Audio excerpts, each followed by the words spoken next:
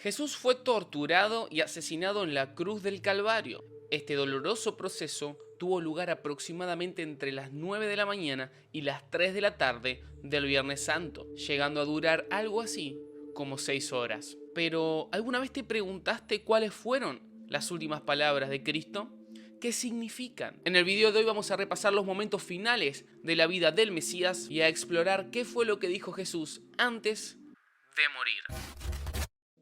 ¿Qué onda, Master? Soy David y muy bienvenidos a una nueva edición de Historias Sobrenaturales. En el día de hoy exploraremos las últimas palabras de Jesús, siempre a través del lente bíblico, siempre a través de la Biblia. Si te interesan este tipo de videos, puedes suscribirte y activar la campanita si YouTube te avisa cada vez que subimos un nuevo video, además de, por supuesto, darle like al botón que está aquí debajo. Ahora sí, comencemos con el video de hoy.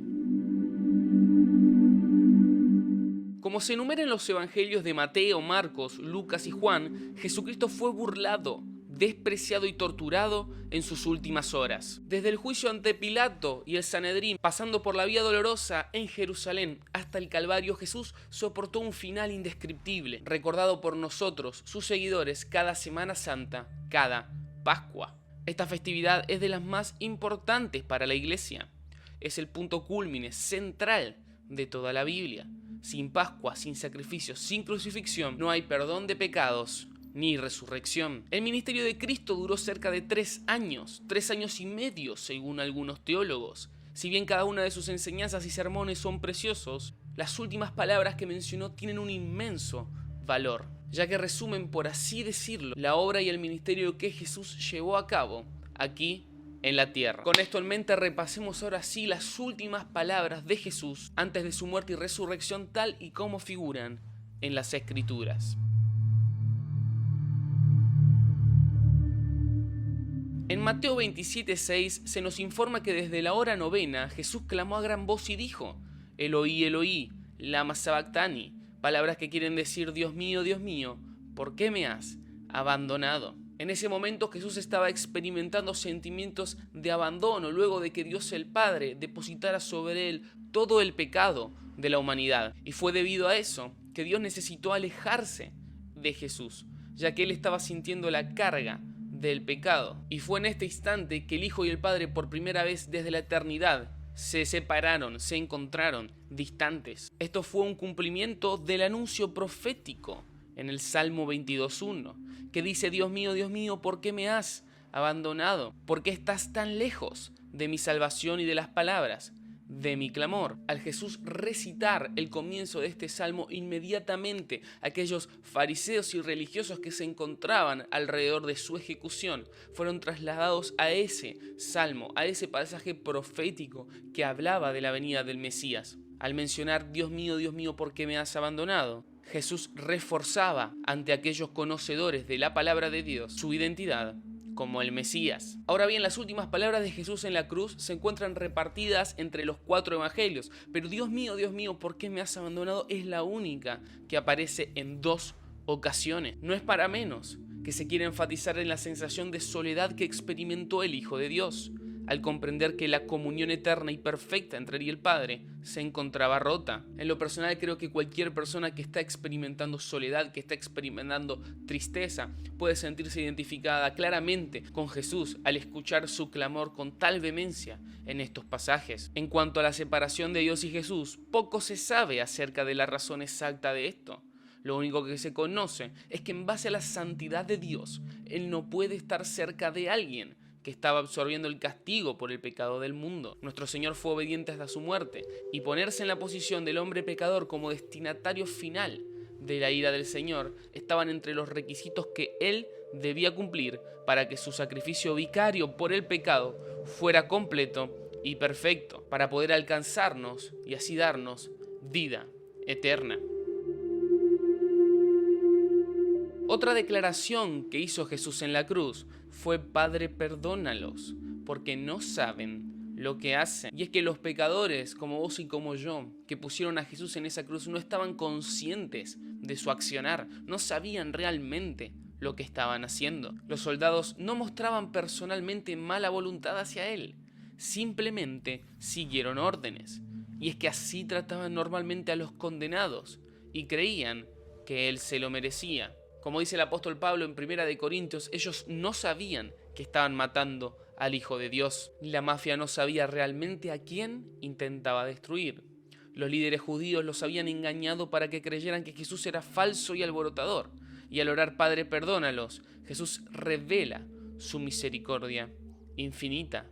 La oración Padre, perdónalos porque no sabe lo que hacen fue respondida en vida para muchas personas. Inclusive el centurión al pie de la cruz después de la muerte de Jesús exclamó: ciertamente este hombre era el Hijo de Dios. Un miembro del Sanedrín se alineó públicamente con Jesús y poco más de un mes después, 3.000 personas en Jerusalén, la ciudad que le había dado la espalda en su ejecución, fueron salvas en un solo día cuando la iglesia nació. En la cruz, Jesús proveyó perdón para todos aquellos que quisieran creer en él. Pagó el castigo por los pecados que cometimos en nuestra ignorancia e incluso por los pecados que hemos cometido deliberadamente. Y es que nosotros también, cuando nacemos de nuevo, cuando recibimos a Jesús como nuestro Señor y Salvador, somos una respuesta a esta oración. Padre, perdónalos, porque no saben lo que hacen. En Lucas 23:43, todos sabemos que Jesús declaró: de cierto te digo que hoy estarás conmigo en el paraíso. En pleno momento de crucifixión, Lucas nos permite ver a un pecador arrepentido que es alcanzado por el acto de amor de Jesús. Y lo curioso es que este no era cualquier pecador, este era alguien que estaba compartiendo el destino de Cristo. Este cuadro final, la conversación entre Jesús y el ladrón crucificado, nos muestra la verdadera naturaleza del arrepentimiento que agrada a Dios, ya que Mateo nos deja ver que este ladrón que fue salvado, que fue perdonado, momentos antes se había unido al otro para burlar e insultar a Jesús. No obstante, Lucas narra que este hombre en medio de su tormento volvió en sí y reconoció que él merecía tal castigo por sus acciones, mientras que el Señor se encontraba ahí sin haber hecho nada malo. Acto seguido le rogó que no se olvide de él cuando comience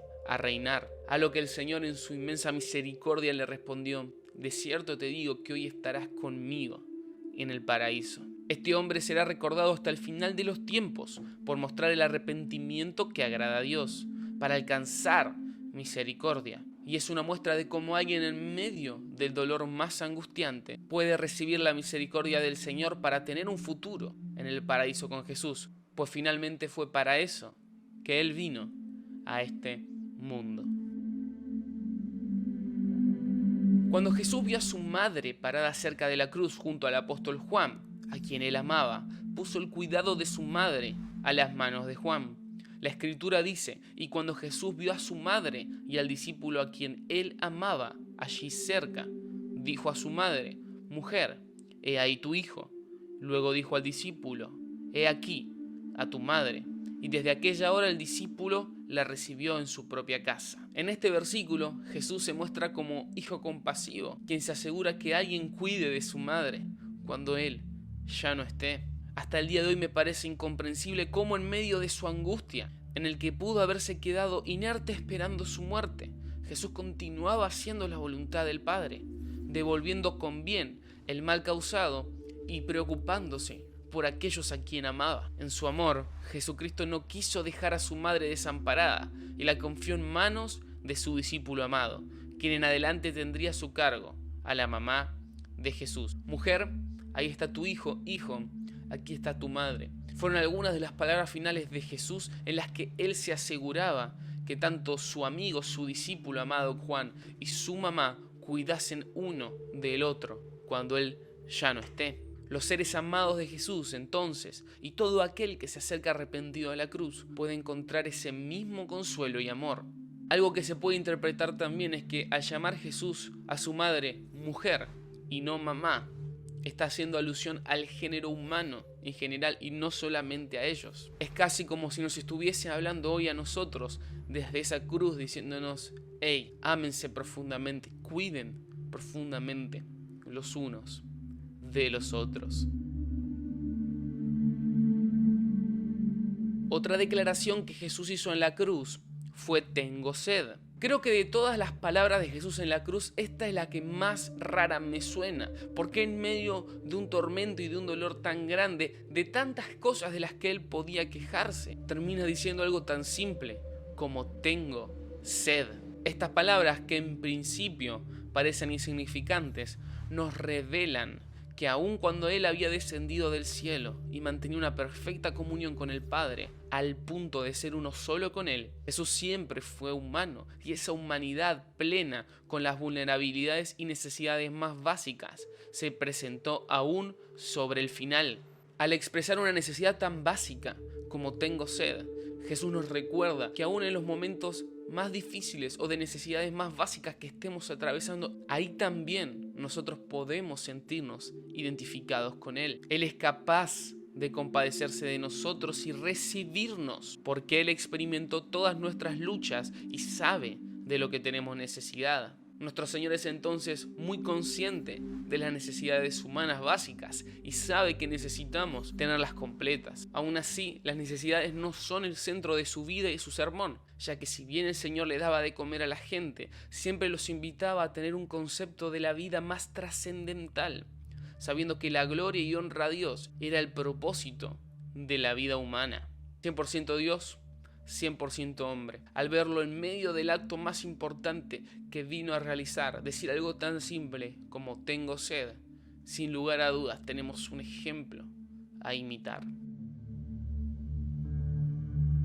Entre las declaraciones finales de Jesús está la palabra consumado es. Además de anunciar la venida del reino de Dios y de dar testimonio de él, Jesús debía consumar el sacrificio por el pecado del mundo. Para eso había venido a la tierra. Él era el Cordero de Dios que quitaba el pecado del mundo. Al estar completando la obra que debía hacer en sus horas más agónicas, Jesús se permitió decir, consumado es. Algo así como, ya está, terminó. Isaías, al profetizar sobre el Mesías, afirmó que Jesús vería el fruto del sufrimiento de su alma. Y ese fruto es que todo aquel arrepentido ha sido lavado por su sacrificio. Ese fruto somos todos aquellos que hemos entregado nuestra vida a Él y que hemos sido justificados por su sacrificio. Al recordar esta frase, consumado es, podemos confiar en que Dios termina todo aquello que inicia y que nosotros también, como fruto de su obra, seremos perfeccionados en nuestro carácter, en nuestras actitudes, hasta el día en el que nos presentemos, como dice Pablo en Filipenses, sin mancha ante Él.